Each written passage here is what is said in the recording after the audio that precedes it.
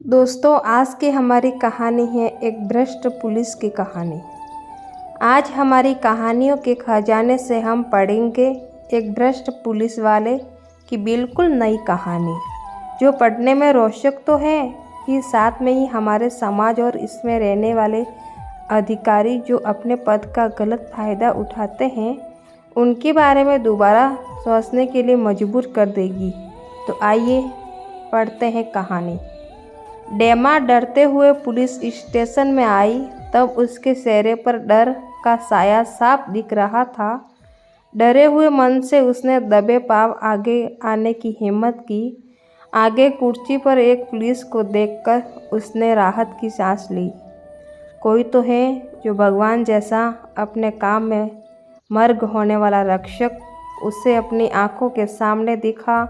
खाकी वर्दी में बैठे इस व्यक्ति को रक्षक जैसे समझने के लिए कारण भी वैसा ही था। माथे पर टीका और गले में तुलसी की माला थी। उसके हमेशा भगवान की पूजा करने वाला यह रक्षक अपने होठ हिलाते हुए भगवान का नाम फुसफुसा रहा था। हेमा ने जाना और उसी क्षण उसने उस रक्षक को आगे आकर नमस्कार किया। उसने पूछा, साहब मैं हेमा उदवाड़ा गांव से हूँ। मेरा पति आपके थाने में कैद है। किसको मिलूँ, मुझे भी कुछ समझ में नहीं आ रहा है। उस रक्षक ने उसकी तरफ चिंता में देखा और पूछा, नाम क्या है तुम्हारा? पति का। हेमा आंखों में आंसू लिए बोल रही थी, भोला नाम है उनका।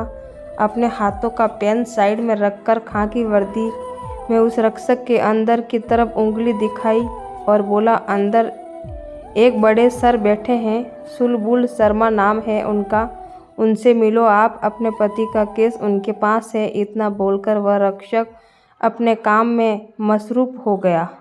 हेमा धन्यवाद बोलकर अंदर चली गई। थोड़ी देर बाद चिल्लाने और रोने की आवाज़ बाहर बैठे पुलिस रक्षक के कान पर आई। उसने हाथ का काम छोड़ा और क्या हुआ ये देखने के लिए वह अंदर गया।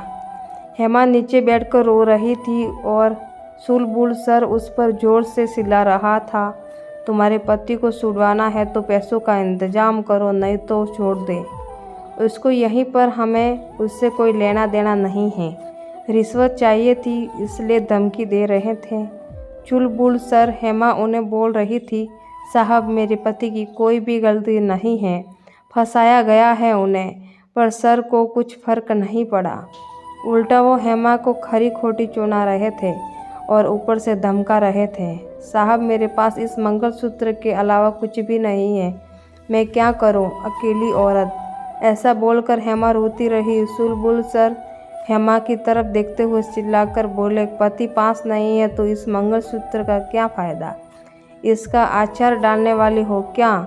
नहीं हो सकता, पैसे को बंदोबस्त तो लो, वह मंगलसूत्र मेरे पास, उसको बेचकर 4 पैसे तो आएंगे।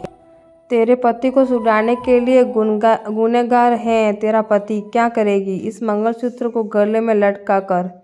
ऐसा बोलकर सुलबुल सर हेमा की तरफ बढ़ा। तभी हेमा ने गले में हाथ डालकर मंगलसूत्र निकाला और सर को देते हुए बोली, लो साहब ये मंगलसूत्र, आपकी बात भी सच है। पति पास नहीं है तो इस मंगलसूत्र को पास रखकर क्या करूं? पर मेरे पति को कुछ भी करके छोड़ दो, आपके पैर पड़ती हूँ मैं। ऐसा बोलकर हेमा ने उसके मंगलसूत्र को सर के हाथों में थमा दिया। भ्रष्ट हंसी लेकर सर उसकी तरफ देख रहा था। उतने में वह खाकी वर्दी वाला रक्षक गुस्से से सामने आया और उसने सुलबुल के हाथों में मंगलसूत्र लेकर हेमा को दे दिया। वो गुस्से से सर की तरफ देखकर चिल्लाया, चुलबुल ये क्या हरकत है तुम्हारी? सुहागन औरत के मंगलसूत्र पर नजर जाए इतनी बुरी सोच है आपकी? भ्रष्ट काम और भ्रष्ट नज़र, आपको नींद कैसे आती है? ऐसे बर्ताव करके उसकी मदद करने के बजाय आप उस गरीब औरत का मानसिक शोषण कर रहे हैं।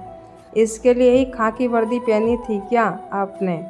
कहाँ पर भरोगे ये सब पाप? तभी वह रक्षक हेमा को बोलता है, ये लो आपका मंगलसूत्र और पहन लो और एक अच्छा वकील ढूंढो और जमानत करवा लो अपने पति की। पैसे नहीं हो तो मुझे बोलो, मेरे पहचान से तुम्हें अच्छा वकील बताता हूँ। जमानत पर छूटने पर उसकी फीस मुझे वापस कर देना। ऐसा बोलकर वो रक्षक पांडे की तरफ गुस्से से देखने लगा। वैसे ही पांडे नीचे नजरें झुकाकर वहाँ से चला गया। हेमा ने इस भले इंसान को धन्यवाद कहकर वकील का पता पूछकर वहाँ से चली गई। इस वारदात को बहुत दिन हो चुके थे और खाकी वर्दी का वह भला इंसान सेवानिवृत्त होकर 8 महीने हो चुके थे। आज पेंशन लेने के लिए बैंक में लाइन में रक्षक शांत मन से खड़ा था। तभी उनको उतने में जाना पहचाना चेहरा उस बैंक में एक टेबल पर बैठा दिखा। लाइन छोड़कर वह रक्षक वहां गया और देखता है कि क्या सुलबुल सर। सुलबुल का एक हाथ थर थर काँप रहा था, मुंह थोड़ा सा टेढ़ा हुआ था और पैर बहुत थर थर करते हुए दिख रहे थे। मुझे तो खबर भी नहीं थी सबकी। बड़े अपनेपन से उस रक्षक ने पूछताछ की। सर से बाजू में खड़ी सर की पत्नी सामने आई और बोली, नसीब के भोग, दूसरा क्या होगा।